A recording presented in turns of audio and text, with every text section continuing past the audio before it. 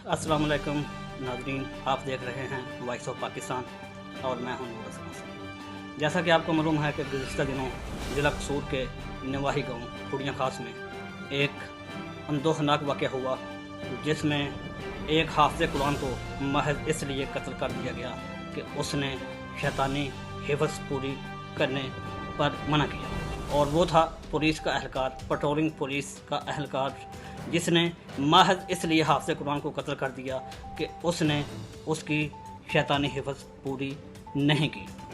जिसकी आवाज़ बना voice of Pakistan. Voice of Pakistan ने फौरी तौर पर और सबसे पहले खबर ब्रेक की, जिसका वज़ीर आला पंजाब सरदार उस्मान बुज़दार ने नोटिस लिया और वाक़े की तहकीकात का हुक्म देते हुए महकमा पुलिस कसूर को मुलज़मान को गिरफ़्तार करने के फौरी तौर पर अहकामात जारी किए, जिस पर अमल दरामद करते हुए कसूर पुलिस ने मुलज़मान को गिरफ़्तार कर लिया। इस मौका पर सरदार उस्मान बुज़दार का कहना था कि मैं आपका लख्ते जिगर तो वापस नहीं ला सकता, मगर ये आपके साथ प्रॉमिस करता हूँ कि इसके कातिल को वाक़या सज़ा मिलेगी और वो सज़ा इस कदर इबरतनाक होगी कि लोग उससे सबक सीखेंगे। मैं वज़ीर आला पंजाब का शुक्रिया अदा करता हूँ कि उसने एक गरीब और हाफ़िज़ कुरान के नाहक कत्ल का नोटिस लिया और उनके ख़ानदान के साथ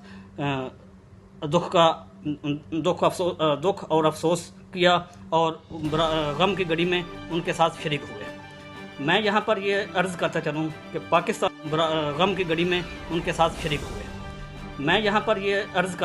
कि पाकिस्तान में जो अदलिया का निज़ाम है वो बहुत वसीटा है।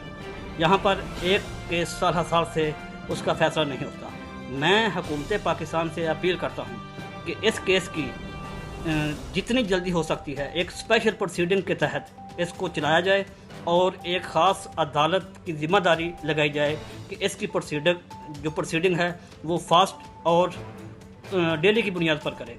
या इसका एक टाइम फ्रेम तय किया जाए कि इस केस का फ़ैसला 2 या 3 महीने के अंदर हो जाए, ताकि मुलज़मान जो है ना वो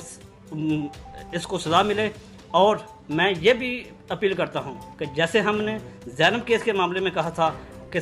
कातिल को सज़ा सरेआम दी जाए, और आज फिर मैं वॉइस ऑफ पाकिस्तान के प्लेटफार्म से अल्लाह हुक्म से अपील करता हूँ कि हाफ़िज़ कुरान के कातिल पेट्रोलिंग पुलिस के एहलकार को